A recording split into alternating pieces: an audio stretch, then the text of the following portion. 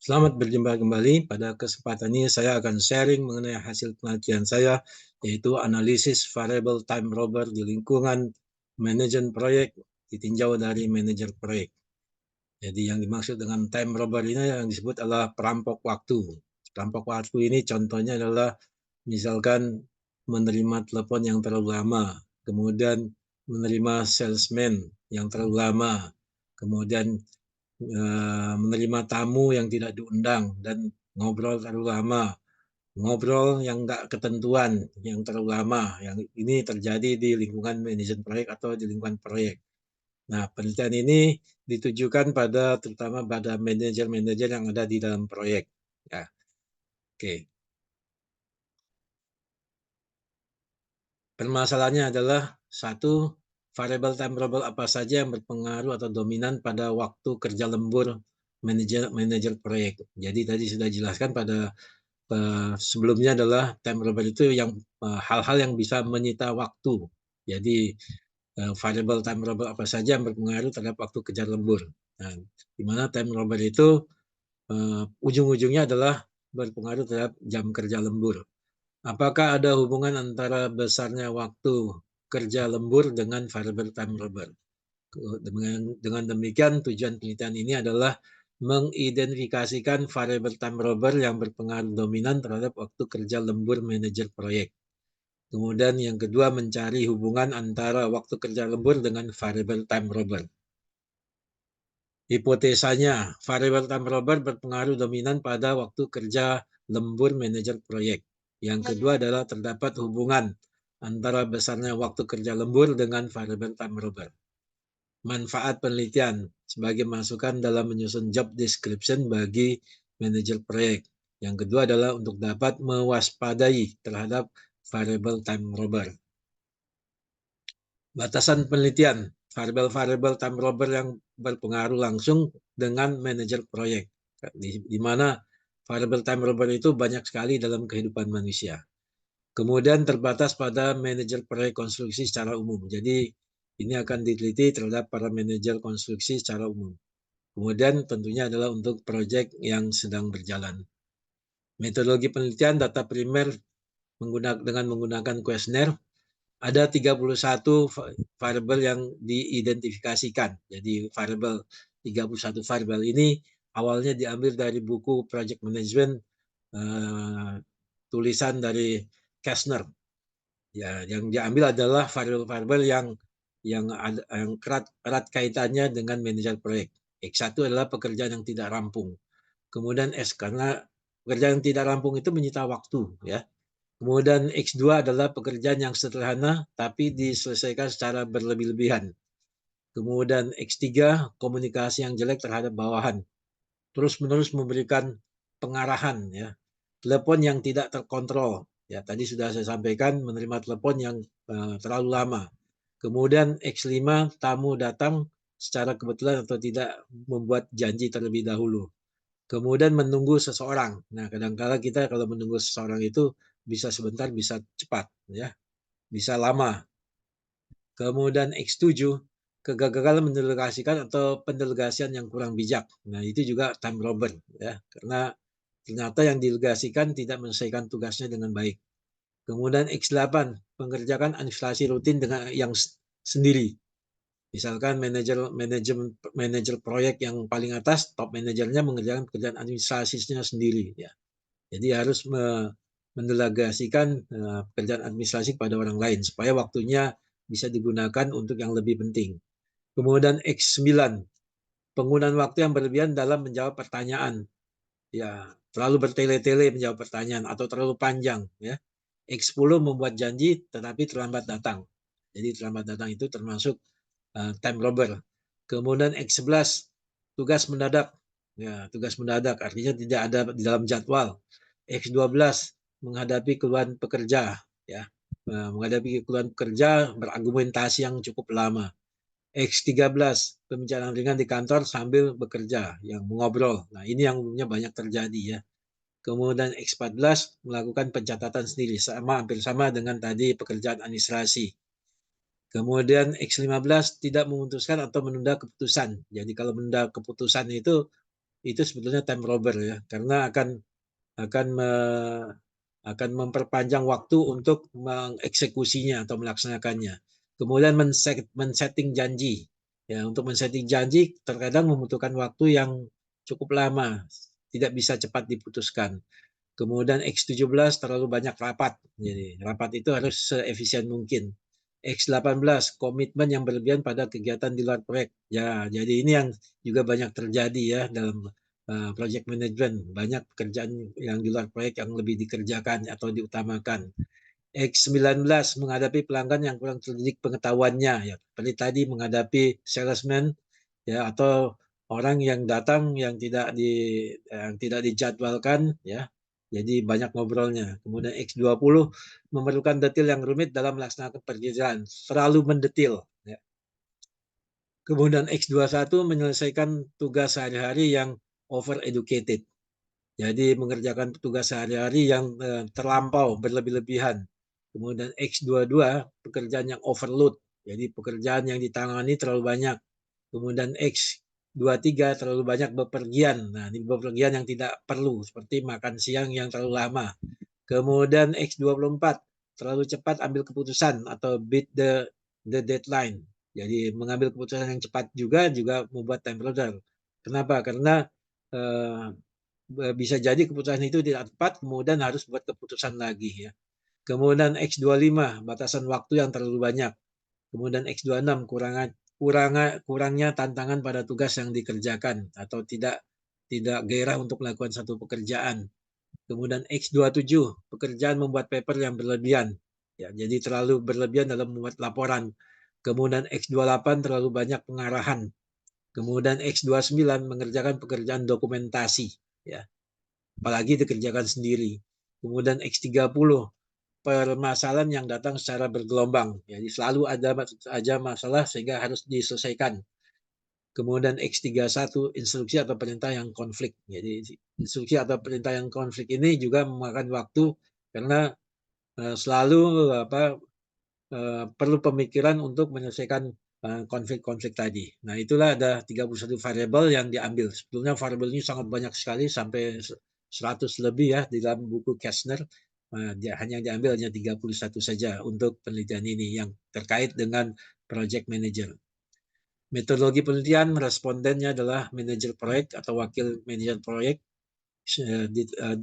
Di sini ada 91 responden dari proyek BUMN dan swasta.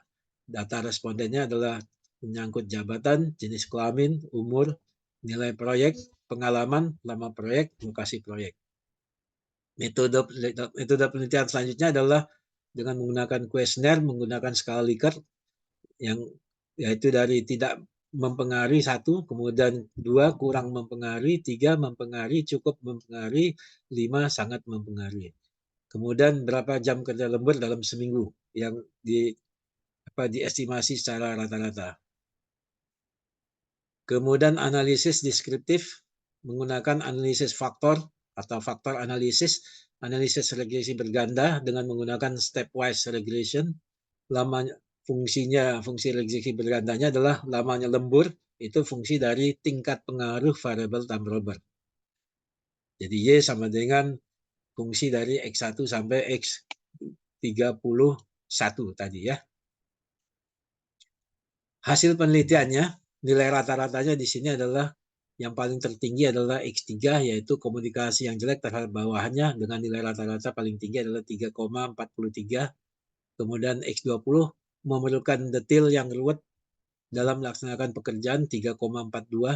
Kemudian pekerjaan overload 3,42 dan seterusnya sampai yang terakhir adalah di sini X13 pembicaraan ringan di kantor sambil bekerja atau ngobrol itu adalah 2,52 ya.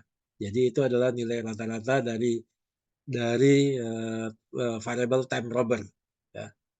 Jadi kalau kita perhatikan di sini dari lima besarnya aja 1, 2, 3 kerjaan overload, kemudian tidak memutuskan, kemudian tugas mendadak ya. Ini yang lima besar yang paling banyak terjadi di dalam manajer proyek di proyek-proyek yang diteliti tentunya.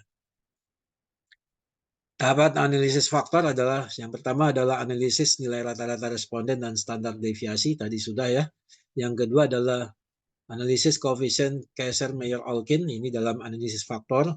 Kemudian analisis matrik anti-image correlation dalam analisis faktor. Kemudian analisis eigenvalue, varian explain, dan total varian explain di dalam analisis faktor. Kemudian analisis rotated component matrik.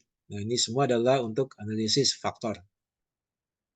Analisisnya adalah seperti ini untuk hasil hitungan dengan faktor analisis Kayser-Meyer-Olkinnya adalah 0,752 dan ini hasilnya sudah lebih besar daripada 0,6.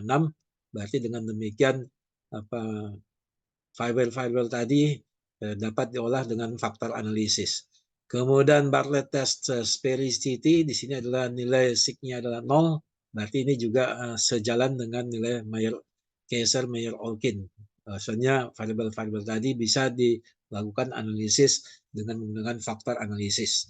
Untuk analisis matrik anti-image correlation itu nilai MSA-nya lebih besar dari 0,3. Berarti hasil kuesionernya atau hasil variabel-variabel tadi adalah bisa dilakukan analisis faktor analisis.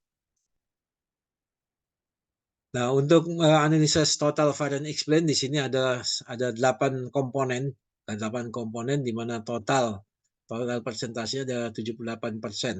Jadi 78% di mana ke-31 variabel itu akan terkelompok dalam 8 kelompok, dalam 8 komponen, di mana total daripada kumulatifnya adalah 78%,83434 ya. Yang mana masing-masing varian dari masing-masing komponen kontribusinya ada di sini. Ada yang pertama komponen 1 18% sekian, berarti dia yang paling utama yang mempengaruhi terhadap time robber. Kemudian 13%, yang kedua komponen kedua 13%, komponen ketiga 13,5%, komponen keempat adalah 10,4%, komponen 5 adalah 6,5%, komponen keenam adalah 5,6%, komponen 7 adalah 5,22%, kemudian komponen 8 adalah 4,86%. Totalnya adalah 78,84%. Ya. Komponen 1 mempunyai nilai varian sebesar 18,8%. Artinya 18,8% responden merespon pada variabel yang ada pada komponen 1. Demikian juga komponen 2 mempunyai nilai varian sebesar 13,76%. Artinya adalah 13,76% responden merespon pada variabel yang ada pada komponen 2. Kita sebut dengan faktor 2. Yang ketiga, komponen 3, faktor 3 mempunyai nilai varian sebesar 13,56%, yang berarti adalah 13,56% responden merespon pada variabel-variabel yang ada pada komponen 3. Yang keempat adalah komponen 4, mempunyai nilai varian sebesar 10,4%, berarti 10,4% responden merespon pada variabel-variabel yang ada pada komponen 4. Kemudian komponen 5 mempunyai nilai varian sebesar 6,5%, berarti adalah 6,5% responden merespon pada variabel yang ada pada komponen 5. Komponen 6 mempunyai nilai varian sebesar 5,6, artinya 5,6% responden merespon pada variabel-variabel yang ada pada komponen 6. Komponen 7 mempunyai nilai varian sebesar 5,22%, berarti 5,22% responden merespon pada variabel-variabel yang ada pada komponen 7. Komponen 8 mempunyai varian sebesar 4,8%, artinya 4,8% responden merespon pada variabel-variabel yang ada pada komponen 8. Kemudian di sini adalah hasil dari rotated metric. Rotated metric ini adalah merupakan di sini angka korelasi antara komponen dengan variabelnya. Jadi dari tabel batasan faktor loading yang ada di buku multivariate data analysis field reading karangan Hare halaman 385, di situ ada satu tabel di mana faktor loadingnya atau batasan faktor loadingnya adalah tergantung dari banyaknya sampel. Banyaknya sampel pada penelitian kita adalah 91, yaitu kita dekati dengan angka dengan sampel 100 atau 85, yaitu 0,6. Jadi kalau faktor loading yang lebih dari 0,6 maka dia termasuk dalam faktor-faktor yang terpilih dalam komponen tersebut ya. Nah, sebagai contoh di sini ada 0,1 berarti 0,6 berarti X1 terpilih sebagai faktor-faktor dalam komponen 1. Kemudian di sini 0,5 juga ya. Kemudian di sini X8 ya masuk juga. Kemudian di sini yang mana lagi? Di sini X14 ya. Kemudian X17, kemudian X18, kemudian X21 ya. Jadi itu yang lebih dari 0,6 dia masuk pada komponen 1. Yang masuk pada komponen 2 di sini ada X2, kemudian di sini ada mana lagi? Di sini ada X16, kemudian ada X19, kemudian ada sini adalah X28, kemudian enggak ada lagi ya, cuma itu saja ya. Demikian caranya untuk memilih faktor mana yang masuk dalam komponen mana. Dan hasilnya itu adalah di sini pada ringkasan seperti ini ya. Jadi pada komponen 1 adalah X1, X5, X8, X14, X17, X18, X21.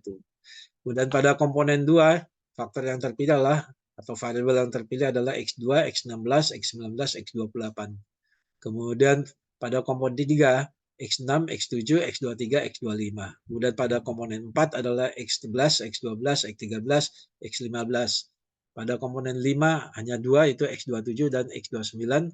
Pada komponen 6 adalah X20, pada komponen 7 ada X31, pada komponen 8 adalah X4. Ya, jadi itu dengan faktor loadingnya yang tadi yang merupakan korelasi antara komponen dengan variabel atau faktornya.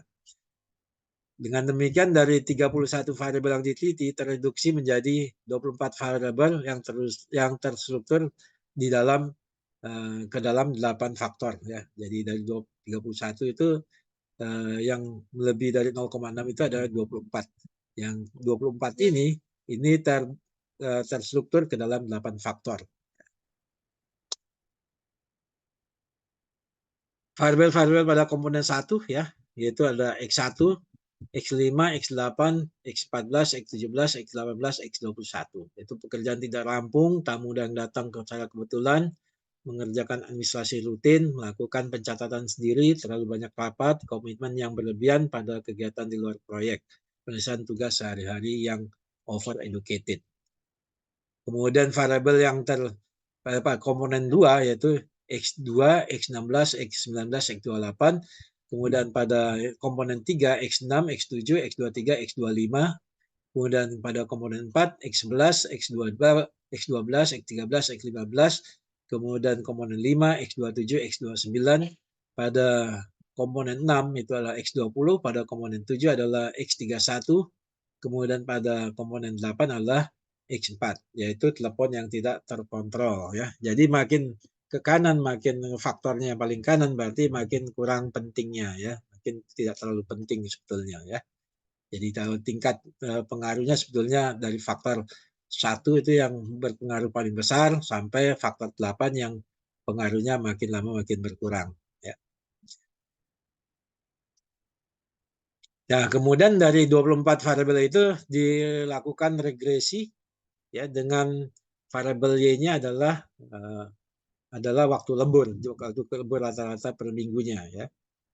Maka dilakukan hitungan regresi berganda dengan stepwise ya. Maka dia dapatkan hasil akhirnya di sini adalah R square-nya. R square-nya adalah 0,786, artinya 78,60% jam lembur, waktu kerja lembur ya, itu dipengaruhi oleh variabel time robber yang tadi, yang tadi ya, atau variabel time robber yang dihasilkan oleh regresi berganda. Di sini yang dihasilkan adalah 4 variabel yang berpengaruh adalah X1, X5, X8, dan X6. X1 itu adalah pekerjaan yang tidak rampung. Kemudian X2 itu tamu yang datang secara kebetulan atau tidak membuat janji. X8 yaitu pekerjaan administrasi rutin sendiri.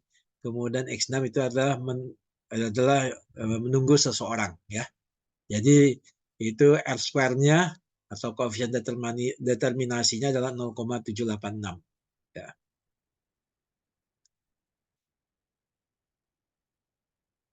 Kemudian nilai F-nya di sini adalah dengan stepwise ini yang didapatkan adalah 71 9,09 pada signifikan 00. Artinya keempat variabel tersebut adalah signifikan berpengaruh terhadap waktu kerja jam lembur. Kemudian persamaan regresinya adalah dihasilkan dari hasil hitungan SPSS, yaitu pada tabel koefisien ya. Di sini pada stepwise yang keempat ya, hasilnya di sini adalah nilai konstantanya, nilai konstantanya atau nilai konstantanya atau angka koefisiennya, di mana konstantanya adalah minus 8,380. Kemudian ditambah dengan 102 X1, kemudian 2,544 X5, kemudian 1,332 X8, kemudian 1,048 X6. Jadi kalau dilihat dari koefisien yang paling besar, yaitu koefisien besar itu adalah X1. Berarti X1 ini adalah yang pengaruhnya paling besar terhadap kerja lembur. Yaitu X1 itu apa? Kita lihat di sini X1-nya.